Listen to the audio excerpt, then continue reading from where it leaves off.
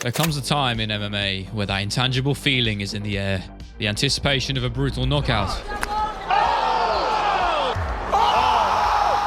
A life-altering war between two warriors. Or in the case of UFC 309's main event, the end of an era and the beginning of one anew. The latter not likely through a direct changing of the guard, instead the natural order of things finally prevailing. Regardless of the victor between the legendary John Jones and Stipe Miocic, this fabled night at Madison Square Garden looks to finally bring a Mart heavyweight saga to an end. This whole John Jones, Tom Aspinall, Dana White situation will not die.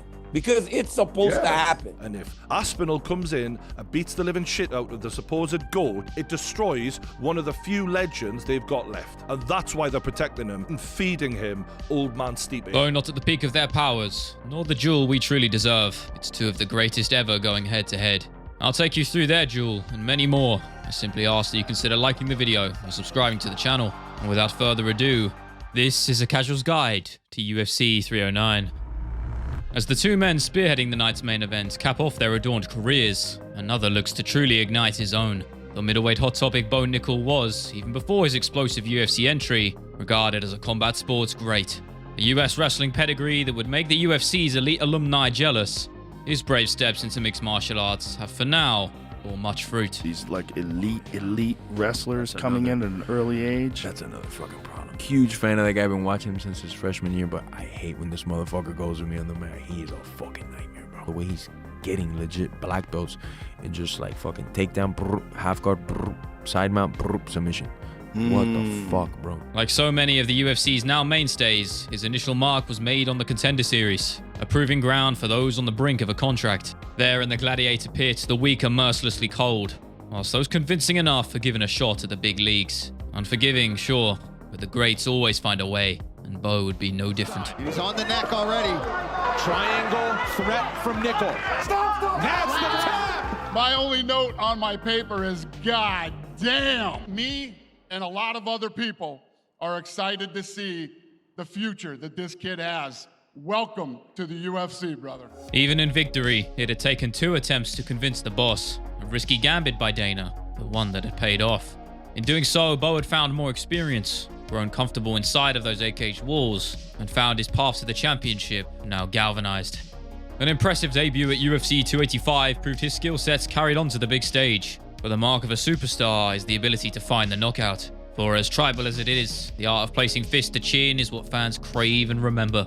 And though opponent Val Woodburn was considered by most as a sacrificial lamb, Bo would make his statement nonetheless and act upon it accordingly. I'm just glad you take the fight, man, so appreciate you. It means a lot to me because I put a long camp in, and thank you, bro. Appreciate it. Hell yeah, let's have a war, bro. Let's go. I don't know about a war, but something's gonna happen. Damn, I can't wait for Saturday night. Let's go!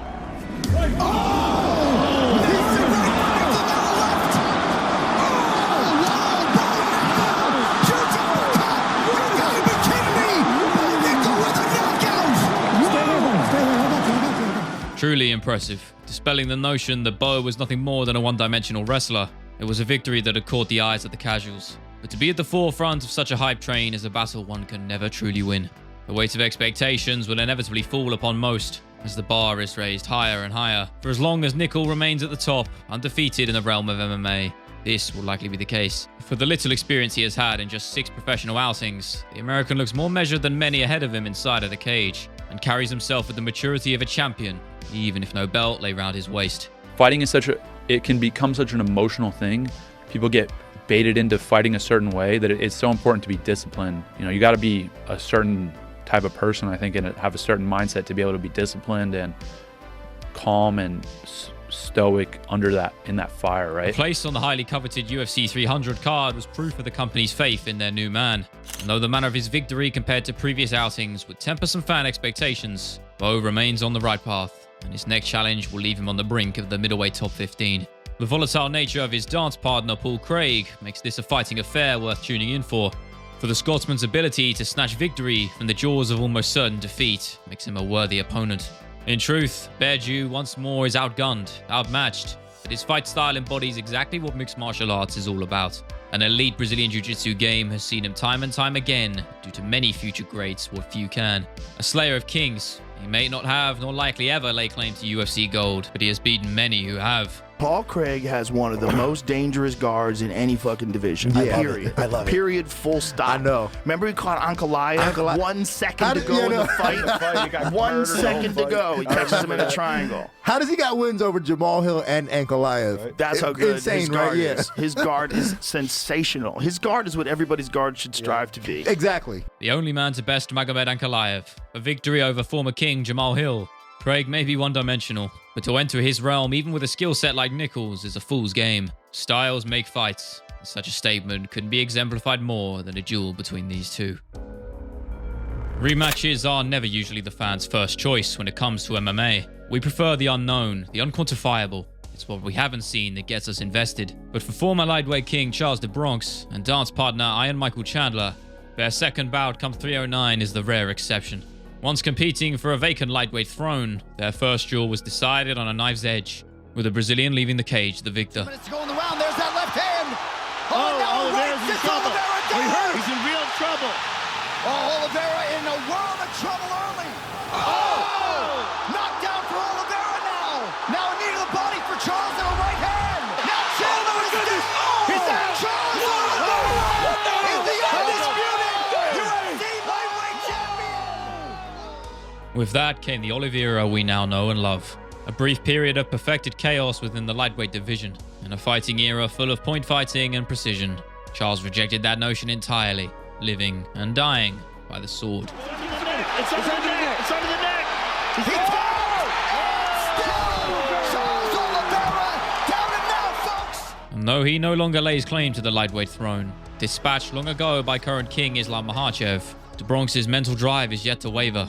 It's what carried him to the summit in the first place, and sadly will likely lead him to his eventual fall, as it does for most. Chandler, on the other hand, embodies the modern fighter to an absolute T. Entering the premier stage late in his career, he chose to burn bright, knowing full well his time in this game was limited, aiming to cause unbridled chaos inside and out of the cage.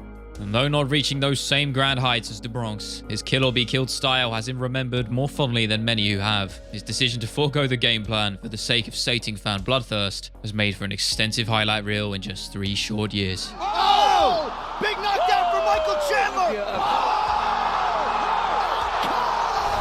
That'll do it, Michael Chandler! In truth, this is a duel that in another timeline would have never taken place. If not for the actions of one notorious, perhaps Chandler's fate may have been different. Strung along for well over a year, Michael would chase the irresistible money fight instead of legacy, and paid the price. As fans, we were treated with the Irishman's antics. 184. You want to do 185? I'll do 185. If they what y'all told. But the MMA gods would never let their duel come to be. On Chandler's part, luck or poor decision making, I'm not quite sure. But the reality was that nearing 39 years of age, his time in this game is nearly up. And instead of focusing his efforts towards the strap, he had been chasing ghosts. But his upcoming duel with Charles is evidence of a mindset shift, and with the acknowledgement that this may well be his last chance, such newfound motivation may be enough to rewrite those previous wrongs. Charles Oliveira stole my dream of becoming UFC champion, my #1 goal becoming the #1 guy in the entire world back in Houston, Texas, my second fight in the UFC. So now we're putting together a game plan to go beat him in the rematch. Go get my hand raised, and then I go win the title, where I finally get the opportunity to snatch Conor McGregor's soul. Though others are perhaps more deserving of a chance, both men's star power and marketability means that a winner could very well get a shot at the belt once more, and all of the monetary perks that come with it. But regardless of who comes out the winner once the dust has settled, it's a duel most regard as the real main event, one worthy of a raucous crowd 20,000 strong.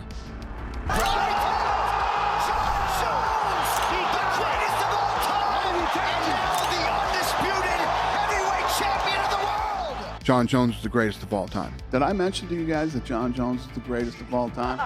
Did I mention that? UFC 309's main event may be a matchup long in the making, but it's one in the eyes of all except evidently Dana White that should never be taking place. Whilst it is true that the UFC has never been a company that operates on moral principle, the decision to pass up the interim king in favor of a declining Stipe Miocic is one of the more egregious in recent memory. You know, when you think about the legacy of Jones, the legacy of Stipe, the greatest mixed martial artist of all time versus the greatest heavyweight of all time, after he moves up to heavyweight, it's a fight that had to happen, and no better place for it to happen than Madison Square Garden. A man with the fighting legacy of Jones deserves an equally fitting matchup to challenge him, and the man in the wings, Tom Aspinall, fits that bill to a T.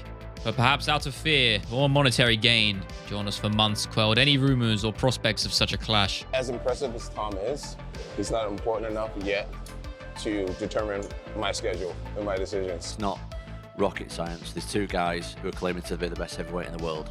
Let's settle it. Simple as that. Despite the opinions of either man's wishes, the final say lay in the hands of the top brass. And despite backlash from fighters, fans, and his closest allies, Dana remains headstrong on his first decision: to have the old guard face, well, the old guard. With his stubbornness comes a new unique angle. Just like the villainous heel mantles many fighters take up these days, Dana seems to be channeling that energy himself in a sinister play to market the bout further. Maybe Tom deserves to fight John or deserves to fight Stipe, or maybe that's a better fight. No. It's hard to imagine a man with Jones's fighting pedigree to be afraid of another, but perhaps it's not the fear of the knockout that torments Bones, instead what a loss would represent. For losing his aura of immortality, an undefeated record tarnished, is to him a loss greater than any belt. And in all honesty, it's understandable. Though a common tale throughout his career of the next man in line being the one to finally prevail, only to be cut down unceremoniously, Tom Aspinall is in many eyes the man with the greatest chance of them all. Time waits for no man, not even Bones, and Aspinall's dominant UFC run, holding the shortest average fight time in the company, is a pretty fair indicator of what could come to be. I feel like Tom Aspinall is, I don't want to say nobody. He just hasn't proven anything. He hasn't done anything.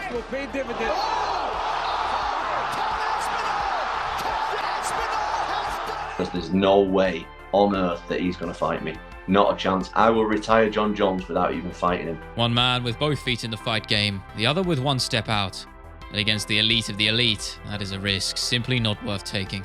Irrespective of the window dressing from the UFC's promotional team and Dana White himself, the majority of the MMA world see this bout on Saturday for what it is: an easier chance for Jones to claim victory than ride off into the sunset undefeated. But what of his adversary? Stipe Miocic is in truth a shell of his former self. A man still considered the greatest heavyweight of all time. His iconic victories over Daniel Cormier.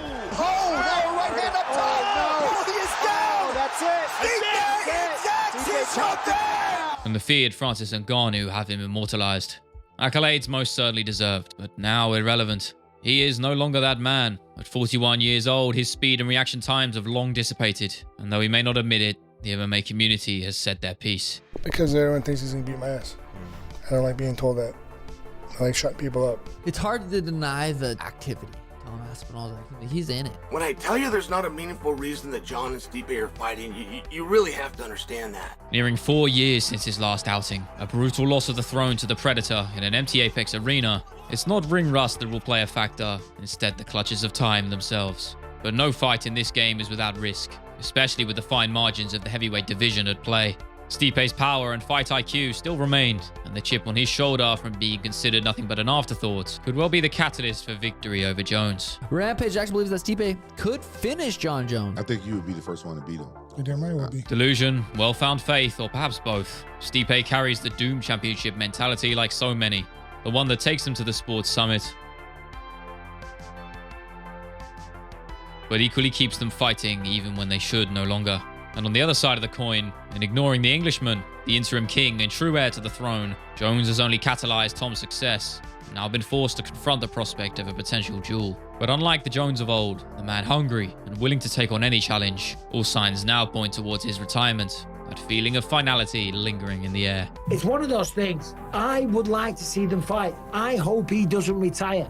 Maybe this is a big negotiation tactic. Maybe the UFC step up and make some crazy offer and we get to see Tom versus John. But right now, according to everything that John's saying, it does look like Madison Square Garden versus Stipe Miocic will be the last time we get to see him fight. Regardless of 309's spectacle, for Jones it's a lose-lose situation.